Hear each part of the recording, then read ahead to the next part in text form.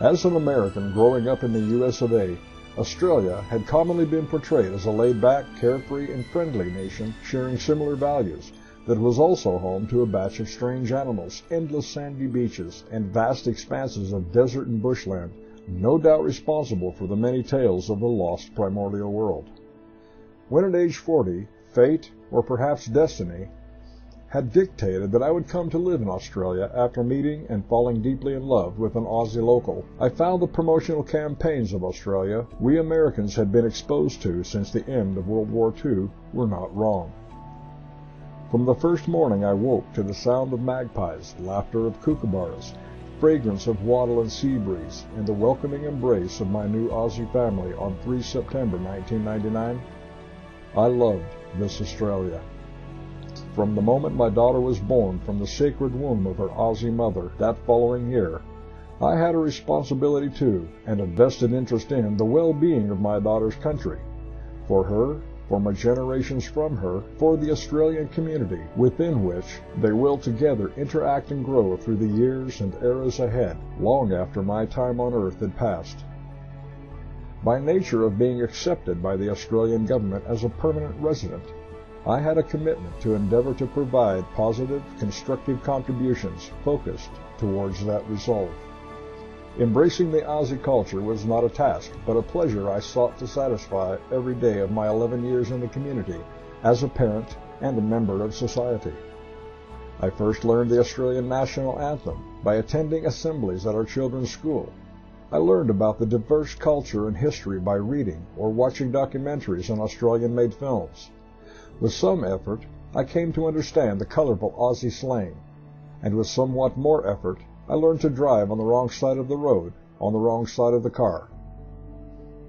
My passion for Australia was so overwhelming that I could not help but focus my endeavors in some way to promoting Australia and Australians, while encouraging family and friends and other fellow Americans to visit this land I had come to feel at one with. Our love story, founded on an occurrence of a strange phenomena, was unusual, seemingly enchanted, and was widely known in the day. Our projects, which were designed to involve our children, were innovative, inspired from dreams, goals, and the love we had as a family. We were featured in magazines, the Sunday Times, TV, and more, and our unique radio station and talk program gained us international renown and countless new friends. Australia Day had always been special, a day when my Aussie wife and her family took advantage of the opportunity to display their Aussie spirit and proudly boast, "This is Australia." If not engaged at a family barbecue at Caversham Wildlife Park, the day found us on the beach at Hilry's Resort, or eating fish and chips at Cicerillo's in Fremantle, where afterwards the kids would have their faces painted in Aussie colors while spying fairy floss and ice cream through twinkling, pleading eyes. Dutifully, I was never without my camera, capturing it all to share with family back home. Australia Day was also a day when each year my Aussie family would encourage me to become an Australian citizen, but which meant, according to U.S. law, surrendering my U.S. citizenship. The United States did not permit its citizens to hold dual citizenship, forming a mindset that you're either with us or you're with those other people. Despite my deep love for Australia, I was not prepared to do that. Inwardly, I knew that a day would come when my parents would be getting on in age, and my children would have grandchildren, and out of desire and necessity, I would one day have to return home. My Aussie wife knew this too, as we had often discussed it before making a commitment to marry. It is a dilemma that many marriages between international partners one day face. But enveloped in the love we shared, that dilemma seemed a lifetime away. We had our share of struggles, like every other family, including challenges with finances, raising 3 kids, one of whom was autistic, negotiating schedules between work, school, and time together. But overall, to me, Australia seemed to be that mystical land somewhere over the rainbow, where the dreams you dare to dream really do come true. As our time together as a family approached 11 years, an undercurrent of tension began to pull us apart. I had always planned to return to America together as a family. But we could not have foreseen the events of 9/11 or the global financial turmoil, nor the ensuing skyrocketing cost of living, which, in spite of designing our business to be mobile, always held that goal just beyond reach. Then, as if our time together had been granted only a limited time, that strange, surreal phenomena returned on cue to utterly destroy an immeasurable love it had once created. On the anniversary of the day we had met all those years before, we officially separated. It was especially difficult for my then 10-year-old daughter, with whom I was closely bonded. Amidst her sobbing, I promised her I would never leave her, and still had plans to take her on holiday to America to meet her older brother and sister and see the country her father had come from.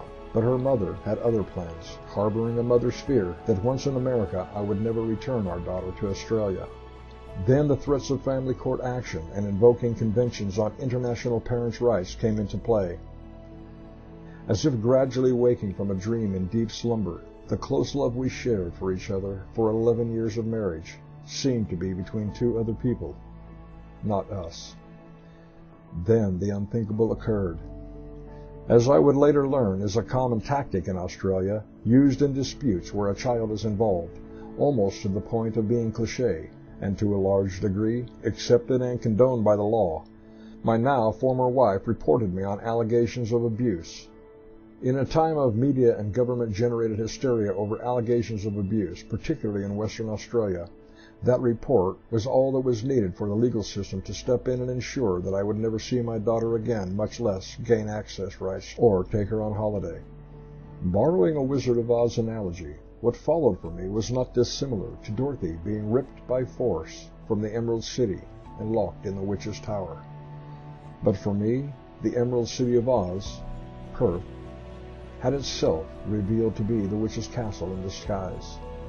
But this was no dream. On an unsubstantiated allegation alone, I was effectively arrested off the street, locked in jail, with no investigation or further ado. All I had worked for in my life, ceased to exist as surely as if I had never been. Unbelievably, from an American perspective, I was refused legal aid for a lawyer. My pleas to the U.S. consulate to advocate on my behalf for some semblance of rights and fair treatment were not forthcoming. I had been told by officers more times than I can count, "You have no rights in Australia. You watch too much TV," and once being told, "If you wanted rights, you should have stayed in America." Ultimately, I was forced to stand trial utterly alone with no legal advice or even legal knowledge to speak of.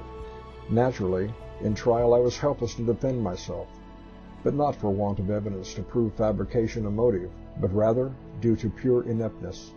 The trial transcript shows that I pleaded with the judge often during those arduous 5 days. "I don't know what to do. I'm not a lawyer. I have the evidence but don't know how to show it. Do you know how hard this is? I'm just learning through this." Eventually, I suffered an emotional breakdown when I was made to personally cross-examine my former wife, who, for 11 years, had been the love of my life. Compounding it all, I was terribly missing my daughter, who is somewhere unknown to me. Under those barbaric conditions, I was convicted and sentenced to 6.5 years in an Australian prison, still in possession of the evidence I never had a chance to show. Shortly after arriving in prison, I succumbed to a near-fatal heart attack. If you don't think you can die from a broken heart, think again. For the next ensuing years in prison, I would be kept silenced behind the concrete walls and razor wire of what to me was a foreign prison in now a very foreign country. The Australia I had come to love from the first morning and the friends that I thought I had made were nowhere to be found. I wrote numerous letters to politicians, advocacy organizations, media, and the U.S. ambassador in an attempt to bring awareness to my situation. Once, out of desperation, I staged a lone political plea for help from the roof of the prison where I had painted a broad message to then PM Julia Gillard, all of which efforts only returned silence. My health deteriorated rapidly due to the heart attack and in no small way to missing my daughter.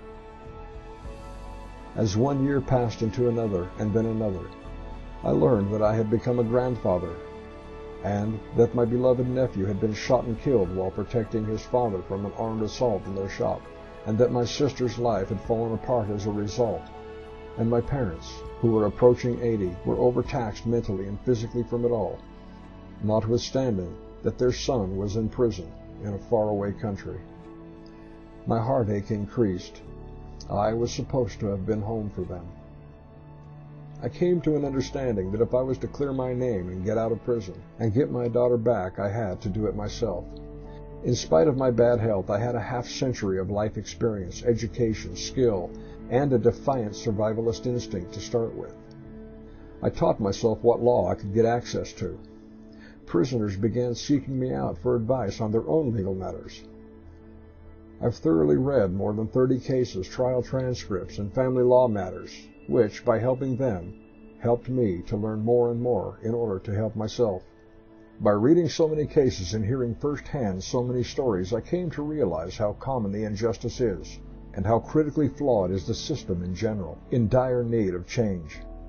Any delusions I once held as a common member of society about justice had been thoroughly washed away through direct experience. It is a serious problem that must be sternly addressed on many levels. So, tentatively, I have a new future career. Australia Day today holds a very different meaning for me than it did in those love-sheltered years as an American down under. But my love for Australia and my responsibility to the well-being of my daughter's country is still as strong as the day my daughter was born. On the news, I watched the crowds of people gathering for the day's celebrations I once embraced eagerly with them, dressed out in Aussie colors, their children's faces painted, free. I looked closely among the crowd in hopes of catching a glimpse of my little girl, now aged 15, trying to imagine what she must look like today. Would I recognize her? Would she recognize her own daddy, now aged and gray beyond his years? I fear the answer. Suppressing a familiar pain rising up from the core of my heart, I turn off the TV, wipe my eyes, sigh deeply, and write out what Australia Day means to me now.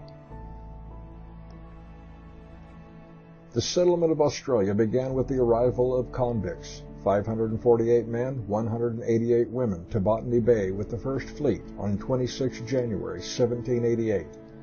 The very survival of the colonies depended almost exclusively on convict labor and skill that was put to work in construction, farming, agriculture, and more, forming the staple of the colonies. By 1830, 64,000 or 83% of the 77,000 colonial population were convicts who had been transported from their homeland under inhumane conditions to what for most was still a mythical land somewhere on the other side of the world. If not for those convicts, many who had been convicted on mere petty crimes or trumped-up fabrications not dissimilar to the situation today, the Australia we celebrate would never have existed, likely not surviving its first few years.